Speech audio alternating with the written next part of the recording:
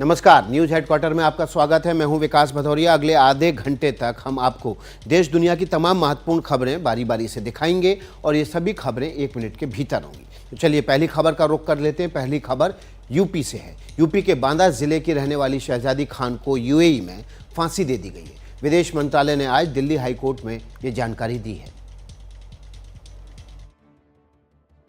33 साल की शहजादी Khan Abu Dhabi की एक जेल में बंद थी।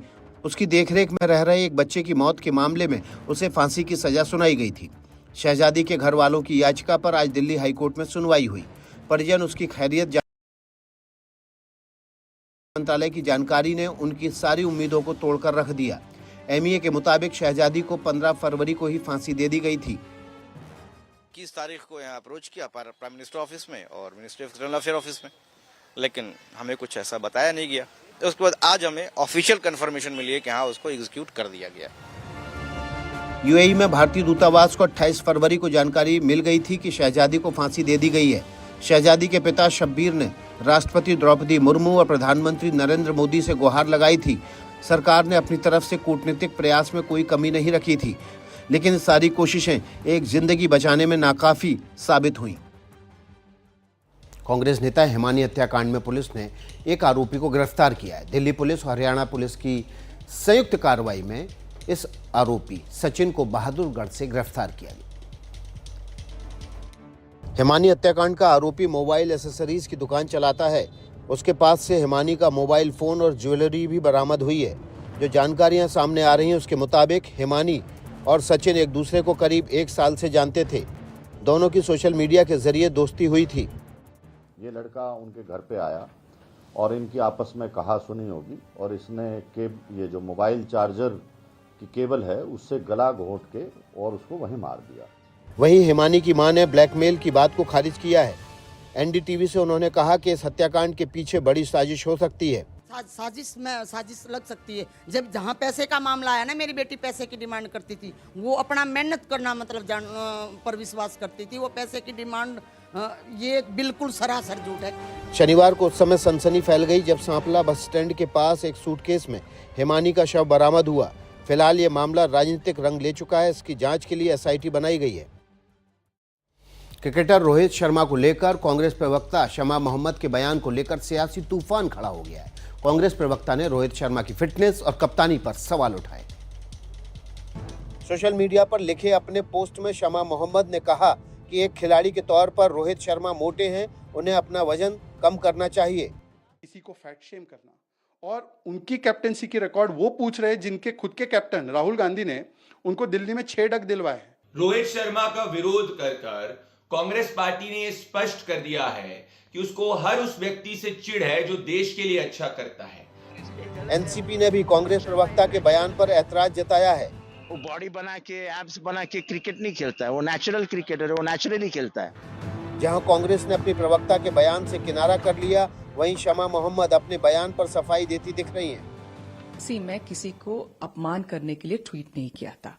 उस ट्वीट में मैंने क्या कहा? मैंने कहा कि एक स्पोर्ट्स पर्सन के नाते वो थोड़ा ओवरवेट है। बीसीसीआई ने भी कांग्रेस प्रवक्ता के बयान को अपमानजनक बताते हुए कहा है कि टीम के कैप्टन पर सवाल उठाना ठीक नहीं है। दिल्ली की बीजेपी सरकार अपना पहला बजट पेश करने की तैयारी में जुट गई है। 24 से 26 मार्च के बीच बजट पेश किया जाएगा। इसके लिए बीजेपी सरकार ने जनता से बाकायदा सुझाव मांगे हैं। मुख्यमंत्री ने जनता के सुझावों के लिए ईमेल के साथ ही एक व्हाट्सएप नंबर भी जारी किया है, 9999962025। मुख्यमंत्री ने कहा कि बजट के लिए सभी वर्गों के लोगों से सुझाव लिए जाएंगे। दिल्ली की जनता की प्राथमिकताओं का संज्ञान लेना और उसको लेते हुए बजट की रूपरेखा को तैयार करना इस समय हमारा ध्येय है। मुख्यमंत्री ने विधानसभा में पेश सीएजी की रिपोर्ट को लेकर आम आदमी पार्टी पर निशाना साधते हुए कहा कि जो ईमानदारी का चोला पहन रहे थे, उन्होंने बेईमानी की हर सीमा को लांघा। दिल्ली की जनता के सामने आम आदमी पार्टी की पूर्ववर्ती सरकार एक्सपोज हो चुकी है। वहीं आम आदमी पार्टी ने पलटवार करते हुए कहा है कि सरकार बनाने के बाद भी बीजेपी आरोप लगाने का खेल खेल रही है। जो आरोप का खेल खेल रही है भारतीय जनता पार्टी, सरकार बनने के बाद भी उसे बंद करे और जो वादा किया है उसके अनुरूप बजट लेकर के आए और जनता को काम करके दिखाए। आंध्र प्रदेश के काकीनाडा में एक एक्सपोर्टर्स का सामान उतारने के दौरान जोरदार धमाका हुआ। हादसे में 4 मजदूर घायल हो गए। बालाजी एक्सपोर्ट्स की फैसिलिटी में सामान उतारना और रखने का काम रोजाना का है, लेकिन यहां मौजूद लोगों को नहीं पता कि वो बड़ी मुसीबत में फंसने वाले। जोरदार धमाका होते ही अफरा तफरी का माहौल दिखा, जिसे जिधर जगह मिली वो उधर भागा और जब धुआं छटा तो वहां 4 मजदूर घायल पड़े थे। जानकारी के मुताबिक हैदराबाद से छोटे पटाखे के पार्सल आए थे। उन बंडलों में से एक जमीन पर गिरा और उसके बाद जोरदार धमाका हुआ। घायलों को काकीनाडा सरकारी अस्पताल में भर्ती कराया गया। 4 घायलों में से 2 को काफी चोटें आई हैं। पुलिस ने पटाखों के 2 बैग जब्त किए हैं। उसकी जांच जारी है। सवाल है कि अगर बंडल में रखे पटाखे इतने ज्यादा खतरनाक थे तो क्या भेजने वाले ने ट्रांसपोर्ट कंपनी को जानकारी दी थी? क्या ट्रांसपोर्ट कंपनी मैनेजमेंट भी लापरवाही का जिम्मेदार है? ऐसे सभी सवालों के जवाब के लिए फिलहाल जांच पूरी होने का इंतजार करना होगा। अजमेर में एलपीजी गैस से भरा टैंकर बेकाबू होकर पलट गया। इससे इलाके में अफरा तफरी मच गई। यह हादसा अजमेर में रूपनगढ़ बाईपास के पास हुआ। ये टैंकर कांडला एलपीजी प्लांट से गैस भरकर निकला था, लेकिन रास्ते में टायर फटने से असंतुलित होकर पलट गया। ये पूरी घटना पास के एक पेट्रोल पंप के सीसीटीवी कैमरे में कैद हो गई। हादसे के बाद स्थानीय लोग और प्रशासन सतर्क हो गए। हाईवे पर ट्रैफिक डाइवर्ट कर दिया गया और इलाके की बिजली काट दी गई ताकि शॉर्ट सर्किट या किसी अन्य वजह से बड़ा हादसा न हो। सिविल डिफेंस, हाईवे एम्बुलेंस और फायर ब्रिगेड की गाड़ियों को तुरंत मौके पर बुलाकर रेस्क्यू ऑपरेशन शुरू कर दिया गया। दुर्घटना स्थल के आसपास सुरक्षा के कड़े इंतजाम किए गए। दमकल विभाग की टीम लगातार टैंकर पर पानी का छिड़काव कर रही थी ताकि गैस लीकेज से कोई आगजनी न हो। रात करीब 9:30 बजे 5 क्रेनों की मदद से टैंकर को सीधा किया गया। इस दौरान कोई अप्रिय घटना नहीं हुई। करीब 6 घंटे चले रेस्क्यू ऑपरेशन के दौरान प्रशासन और स्थानीय लोगों की सांसें अटकी रहीं। रात करीब 10 बजे हाईवे पर यातायात बहाल कर दिया गया। नोएडा में डॉग अटैक के मामले रुकने का नाम नहीं ले रहे हैं। ताज़ा मामला सेक्टर 108 का है, जहां प्रतिबंधित पिटबुल नस्ल के कुत्ते के हमले में एक शख्स बुरी तरह घायल हुआ। ये तस्वीरें रूह को कपा देने वाली हैं। बेहद खतरनाक नस्ल का कुत्ता और उसके जबड़े में फंसा एक शख्स। वो तड़प रहा है और चीख रहा है। पास में लोग भी हैं, बचाने की कोशिश भी हो रही है, लेकिन दूर से कोई भी पास आने की हिम्मत नहीं जुटा पा रहा है। मामला सेक्टर 39 थाना क्षेत्र के डॉग शेल्टर होम का है। पीड़ित शख्स यहां रखे गए कुत्तों की देखरेख करता है। आज ड्यूटी निभाने के दौरान पिटबुल हमलावर हो गया। हैरानी की बात यह है कि पूरे 10 मिनट तक ये कर्मचारी खुद को छुड़ाने की कोशिश करता रहा, लेकिन पिटबुल इतना ज्यादा आक्रामक था कि उसे बख्शने को तैयार नहीं था। काफी कोशिशों के बाद उसके जबड़े से आजाद हो सका। बुरी तरह से जख्मी इस शख्स को नोएडा के एक निजी अस्पताल में भर्ती कराया गया।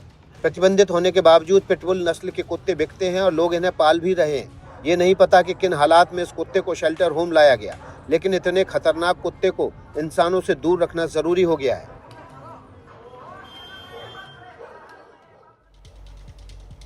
राजस्थान के अलवर जिले में पुलिस की दबिश के दौरान 1 महीने की बच्ची की पैर से कुचलकर मौत हो गई। मामले में 3 पुलिसकर्मियों के खिलाफ हत्या का मुकदमा दर्ज हुआ है। रघुनाथपुर गांव में 2 गाड़ियों में सवार होकर पुलिस की एक टीम दबिश के लिए पहुंची थी। मामला ऑनलाइन ठगी से जुड़ा है। परिजनों के मुताबिक पुलिस आरोपी को पलंग से नीचे खींचने लगी। इसी दौरान वहां सो रही 1 साल की बच्ची पर किसी पुलिसकर्मी का पैर पड़ गया, जिसके चलते उसकी मौके पर ही मौत हो गई। इस घटना के बाद भड़के लोग अलवर एसपी आवास के बाहर जमा हुए। विरोध प्रदर्शन शुरू हुआ तो कई थानों की पुलिस मौके पर बुलाई गई। काफ़ी समझाने बुझाने और जांच के बाद कार्रवाई के आश्वासन पर प्रदर्शनकारी हटने को तैयार हुए। खाकी अमले ने 3 पुलिसकर्मियों के खिलाफ हत्या का मुकदमा दर्ज किया है। 5 पुलिसकर्मी लाइन हाजिर किए गए हैं। अनुसंधान अधिकारी अपॉइंट कर दिया है। भूपेंद्र जी जांच कर रहे हैं और प्लस एक प्रशासनिक इंक्वायरी भी इसमें साथ साथ चल रही है। पुलिस विभागीय जांच के बाद मामले में आगे बढ़ने की बात कह रही है। सच क्या है ये जांच के बाद अदालत में तय होगा, लेकिन इस तरह एक बच्ची की मौत होना बेहद अफसोसजनक है। बात कर लेते हैं पंजाब की। यहाँ बठिंडा जिले में ड्रग्स माफिया के खिलाफ बुलडोजर कार्रवाई को अंजाम दिया गया। आरोपी सूरज सिंह सरकारी जमीन पर कब्जा कर रहा था, निर्माण करवा रहा था, जिसे गिरा दिया गया। पंजाब पुलिस ऐसी कार्रवाइयों के जरिए नशा माफिया के हौसले को मिट्टी में मिला रही है। बठिंडा में बीड़ तालाब की पहचान ड्रग्स हॉटस्पॉट के तौर पर होती है। यहाँ सरकारी जमीन पर अवैध निर्माण की खबर मिलते ही पुलिस और प्रशासन हरकत में आए। खाकी अमला भारी तादाद में पहुंचा और फिर निर्माणाधीन इमारत जमींदोज कर दी गई। कार्रवाई का नेतृत्व कर रहे जिले के एसपी ने बताया कि आरोपी के खिलाफ कई मुकदमे हैं और उसका पूरा परिवार नशे के काले कारोबार से जुड़ा है। इस पे 9 FIRs ऑलरेडी दर्ज हैं, जिसमें से 5 मुकदमे NDPS एक्ट के तहत हैं और 3 इस पे एक्साइज एक्ट के हैं। पंजाब सरकार ड्रग्स माफिया के खिलाफ बड़ी मुहिम चला रही है। काफी आरोपी गिरफ्तार किए गए हैं। उनके नेक्सस को तोड़ा जा रहा है। युवा पीढ़ी को बर्बाद कर रहे इस पूरे सिस्टम को इस तरह मिटाना होगा कि दोबारा पनप न पाए। असली कामयाबी तभी मानी जाएगी।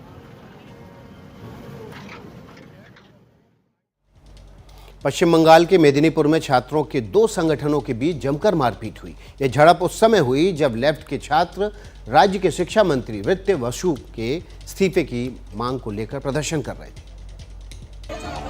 खबरों के मुताबिक मेदिनीपुर कॉलेज में एसएफआई से जुड़े छात्र विरोध प्रदर्शन कर रहे थे। इस दौरान वो छात्रों को कॉलेज के अंदर जाने से रोक भी रहे थे। इस दौरान टीएमसी छात्र यूनियन से जुड़े छात्र भी वहां पहुंच गए और दोनों गुटों में बहस शुरू हो गई। देखते ही देखते बहस मारपीट में बदल गई। इस झड़प में कुछ छात्र घायल भी हुए। पुलिस अधिकारियों का कहना है कि उन्होंने बीच बचाव करके मामले को शांत कराया। कुछ छात्रों को हिरासत में भी लिया गया। इस घटना के कई वीडियो सोशल मीडिया पर वायरल हैं। एक वीडियो में कई महिला पुलिसकर्मी एक छात्रा को पुलिस की गाड़ी में बिठाती दिख रही हैं। दरअसल जादवपुर यूनिवर्सिटी में पिछले 5 साल से छात्र संघ के चुनाव नहीं हुए हैं। लेफ्ट के छात्र संगठन ममता बनर्जी से चुनाव की मांग को लेकर पिछले कई दिनों से यूनिवर्सिटी में प्रदर्शन कर रहे हैं। जब शिक्षा मंत्री वित्त वसु शनिवार को जादवपुर यूनिवर्सिटी पहुंचे तो लेफ्ट के छात्रों ने उन्हें घेर लिया और जमकर नारेबाजी की। टीएमसी की शिकायत पर पुलिस ने 7 FIR दर्ज की हैं और एक शख्स को गिरफ्तार भी किया है। झारखंड के देवघर में रविवार को एक महिला की मौत के बाद लोगों ने जमकर हंगामा किया। मामले में एक सीसीटीवी फुटेज जारी करते हुए पुलिस ने खुद पर लगे आरोपों को गलत बताया। रविवार को पुलिस चेकिंग स्पॉट से करीब आधे किलोमीटर दूर ये महिला बीच सड़क मोटरसाइकिल से गिर गई, जिसकी बाद में मौत हो गई। मौत के बाद लोगों ने चेकिंग पॉइंट के पास शव रखकर हंगामा करना शुरू कर दिया। आरोप था कि पुलिस चेकिंग की वजह से यह हादसा पेश आया। प्रदर्शनकारियों ने सड़क जाम कर दी, पुलिस के साथ मारपीट भी की। 5 पुलिस वाले घायल हुए। अब सीसीटीवी फुटेज को सबूत के तौर पर पेश करते हुए पुलिस सभी आरोपों को गलत बता रही है। जांच के क्रम में यह बात प्रकाश में आई कि वहां पर इस प्रकार की कोई घटना घटी ही नहीं। ये घटना कहीं अन्यत्र घटी। पुलिस के मुताबिक प्रदर्शनकारियों की भीड़ में अराजक तत्व भी शामिल थे और साजिशन विरोध प्रदर्शन को अंजाम दिया गया। इसमें लगभग 5 पुलिसकर्मी घायल हैं, जिनके द्वारा हम लोग उसको करके FIR करवा रहे हैं और इसके विरुद्ध हम लोग सख्त कार्रवाई करेंगे। लोगों के आरोप अपनी जगह हैं और पुलिस के तर्क अपनी जगह, लेकिन विरोध के नाम पर इस तरह से कानून व्यवस्था को हाथ में लेने का हक किसी को नहीं है। इस वक्त एक बड़ी खबर आ रही है, इस खबर का रुख कर लेते हैं। एनडीटीवी पर इस वक्त की बड़ी खबर, ISI की बड़ी साजिश को नाकाम किया गया है। सुरक्षा एजेंसियों के सूत्र के हवाले से बड़ी खबर है। राम मंदिर पर आतंकी हमला करना चाहती थी ISI। पाकिस्तान की खुफिया एजेंसी राम मंदिर को हमला करके निशाने पर लेना चाहती थी। ISI ने अब्दुल रहमान नाम के एक शख्स को अपना एजेंट बनाकर तैयार किया था। ISI के संपर्क में रहता था अब्दुल रहमान। फिलहाल अब्दुल रहमान पुलिस की गिरफ्त में है और फैजाबाद में मटन की शॉप चलाता था। इस वक्त की बड़ी खबर, ISI की एक बड़ी साजिश को नाकाम किया गया है। सूत्रों के हवाले से खबर आ रही है, सुरक्षा एजेंसियों ने इस अब्दुल रहमान नाम के शख्स को गिरफ्तार किया है, जो राम मंदिर पर ISI के इशारे पर हमला करना चाहता था। राम मंदिर पर आतंकी हमला कर राम मंदिर को खत्म करना चाहता था। इस अब्दुल रहमान नाम के शख्स को, जो कि ISI का एजेंट है, उसको सुरक्षा एजेंसियों ने गिरफ्तार किया है। हमारे सहयोगी मुकेश सेंगर इस खबर को सबसे पहले ब्रेक करने वाले रिपोर्टर हैं। उन्होंने इस खबर की जानकारी एनडीटीवी पर सबसे पहले दी है। सीधे हम रुख करते हैं मुकेश सेंगर का। मुकेश, क्या अब्दुल रहमान सुरक्षा एजेंसियों की गिरफ्त में आ चुका है और क्या क्या खुलासे किए उसने? देखिए, अब्दुल रहमान जो है बेसिकली फैजाबाद का रहने वाला है और वो फैजाबाद से ट्रेन से फरीदाबाद आया था। फरीदाबाद में उसको किसी शख्स ने एक हैंड ग्रेनेड दिया और इसी हैंड ग्रेनेड को लेकर उसको वापस जो है फैजाबाद जाना था, लेकिन उसके पहले ही गुजरात ATS और हरियाणा पुलिस की एसटीएफ ने मिलकर उसको फरीदाबाद से गिरफ्तार कर लिया है। उसके पास से एक हैंड ग्रेनेड बरामद हुआ है। पुलिस के मुताबिक अब तक की पूछताछ में ये बात सामने आई है कि जो आरोपी है वो अयोध्या में जो राम मंदिर है वहां पर ये हैंड ग्रेनेड से हमला करना चाहता था और वहां पर बहुत सारे लोगों को मारने की फिराक में था और उसको ये टास्क पाकिस्तानी खुफिया एजेंसी आईएसआई ने दिया था और उसी के बेसिस पर वो काम कर रहा था। तो उसको इस हमला करने से पहले ही जो गुजरात एटीएस है और फरीदाबाद की जो एसटीएफ है उन्होंने मिलकर उसको गिरफ्तार कर लिया है और गुजरात एटीएस इसको अपने साथ में गुजरात ले गई है, जहां इससे फर्दर जो पूछताछ है वो चल रही है। इसके साथ में और कौन लोग इन्वॉल्व हैं, कौन इसके साथी हैं, उसको लेकर भी जो है वो जांच चल रही है। जी तो मुकेश, इसको जब फरीदाबाद से गिरफ्तार किया गया तो ये फरीदाबाद क्या करने आया था? देखिए, जैसा मैंने पहले कहा कि जो अब्दुल रहमान है वो फैजाबाद का रहने वाला है। फैजाबाद से वो ट्रेन से आया था और यहाँ से उसको गोला बारूद लेकर वापस फैजाबाद जाना था और वो भी ट्रेन से जाता और यहाँ पर उसको एक शख्स ने एक हैंड ग्रेनेड सौंपा और उसी वक्त उसको गिरफ्तार कर लिया गया। हालांकि इसके साथी जो हैं वो पुलिस की पकड़ से बाहर हैं, लेकिन जांच में बात सामने आई है कि पाकिस्तानी खुफिया एजेंसी आईएसआई के इशारे पर ये काम कर रहा था और लगातार आईएसआई के कुछ लोगों के संपर्क में था। किन लोगों के संपर्क में था उसको लेकर अभी पूछताछ चल रही है। लेकिन बड़ी खबर यह है कि राम मंदिर में हमला करने की फिराक में था और बड़े पैमाने पर वहां पर ये तबाही मचाने की फिराक में था। उसके पहले ही इसको गिरफ्तार कर लिया गया, क्योंकि ये सीधा फरीदाबाद से जो हैंड ग्रेनेड उसको मिला था उसको लेकर ये अयोध्या के राम मंदिर में जाने वाला था और वहां पर हमला करने वाला था। लेकिन उसके पहले ही गुजरात एटीएस और जो हरियाणा पुलिस की एसटीएफ है उसने मिलकर इसको गिरफ्तार कर लिया। इस वक्त मुकेश सेंगर जो बड़ी खबर दे रहे हैं एनडीटीवी पर, राम मंदिर पर हमला करने की साजिश रचने वाला आईएसआई का एजेंट अब्दुल रहमान को गुजरात पुलिस और फरीदाबाद पुलिस ने गिरफ्तार किया है। और ये यहाँ पर फरीदाबाद फैजाबाद से जो मटन शॉप चलाता था अब्दुल रहमान, वो फरीदाबाद पहुँचा था और यहाँ से गोला बारूद लेकर राम मंदिर पर हैंड ग्रेनेड के जरिए हमला करना चाहता था। क्या जब पुलिस ने उसको गिरफ्तार किया इसने हैंड ग्रेनेड चलाया पुलिस पार्टी पर और क्या पुलिस वाले घायल भी हुए? देखिए, नहीं, हैंड ग्रेनेड इसने लिया था और उसके बाद ये ट्रेन के जरिए वापस फैजाबाद जाने की फिराक में था, लेकिन उसके पहले ही इसको पकड़ लिया गया और इसके पास इसके बैग से एक हैंड ग्रेनेड बरामद हुआ है जिसको पुलिस ने रिकवर कर लिया है। और पुलिस के मुताबिक इसी से ये राम मंदिर में अयोध्या में जाकर हमला करने की फिराक में था और इसको ये पूरा टास्क पाकिस्तानी खुफिया एजेंसी आईएसआई ने दिया था, जिसके वो लगातार संपर्क में था। बहुत बहुत शुक्रिया मुकेश सेंगर आपका। मुकेश सेंगर की ये बड़ी खबर जिसमें सुरक्षा एजेंसियों को बड़ी कामयाबी मिली है। आईएसआई के एजेंट अब्दुल रहमान को फरीदाबाद से गुजरात पुलिस और फरीदाबाद पुलिस ने गिरफ्तार किया है, जो कि राम मंदिर पर ग्रेनेड अटैक करके वहाँ पर आतंकी हमला करना चाहता था। चलिए, इस खबर से जुड़ा जो भी अपडेट होगा मुकेश सेंगर के जरिए सबसे पहले आप एनडीटीवी पर हासिल करेंगे। अगली खबर का रुख कर लेते हैं और ये खबर जो है बीच सड़क पर तमंचा लहराने से जुड़ी हुई है। एक शख्स बीच सड़क पर तमंचा लहराकर लोगों को धमका रहा था। बिहार के बेगूसराय जिले में सरेआम गुंडागर्दी का ये वीडियो खूब वायरल है। अगर पुलिस का खौफ खत्म हो जाए, कानून व्यवस्था की परवाह ना हो और अंजाम की भी कोई फिक्र ना रहे, तो ऐसे मंजर और तस्वीरें पेश आना कोई बड़ी बात नहीं है। सड़क पर दबंगई की ये तस्वीरें सोशल मीडिया पर जमकर वायरल हो रही हैं। वायरल वीडियो बेगूसराय के मसूरचक थाना क्षेत्र का है। बरौनी समस्तीपुर रेलखंड के तेमुआ गांव में अंकित नाम के इस युवक का कुछ लोगों के साथ विवाद हुआ था। बात ही बात में तमंचा निकालकर धमकी देने लगा। वहां मौजूद 2-3 लोग आगे बढ़े और इसे समझा बुझाकर हटाने की कोशिश की, लेकिन हथियार का नशा कुछ ऐसा कि ये बार बार पलटकर गाली गलौज कर रहा था। काफ़ी कोशिशों के बाद इसे मौके से हटाया गया।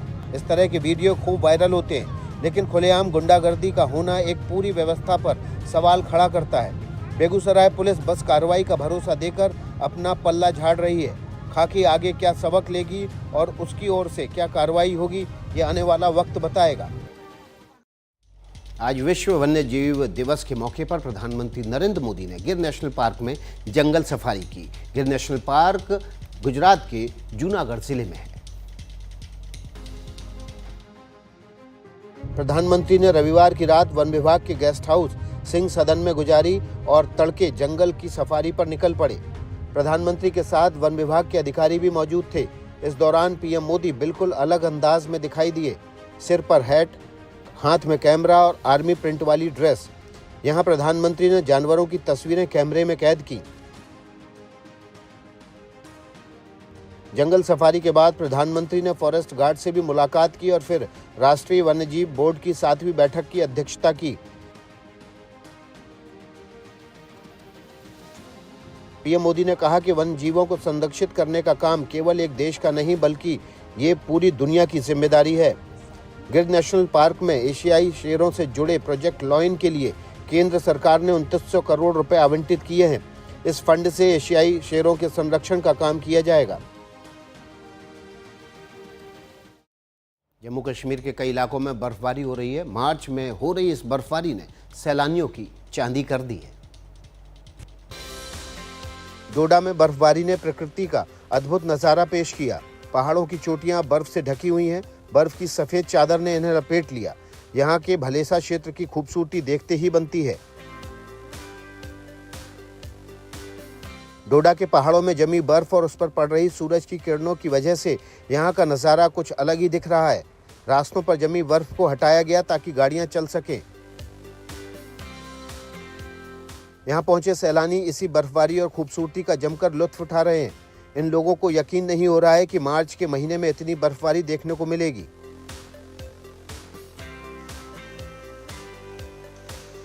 वहीं श्रीनगर में हुई बारिश ने यहाँ एक बार फिर ठंड बढ़ा दी है।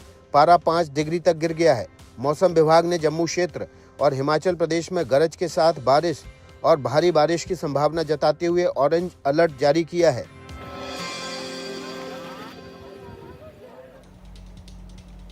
तो मेरे साथ न्यूज हेडक्वार्टर में इतना ही। आगे खबरों का सिलसिला देखिए अखिलेश शर्मा के साथ।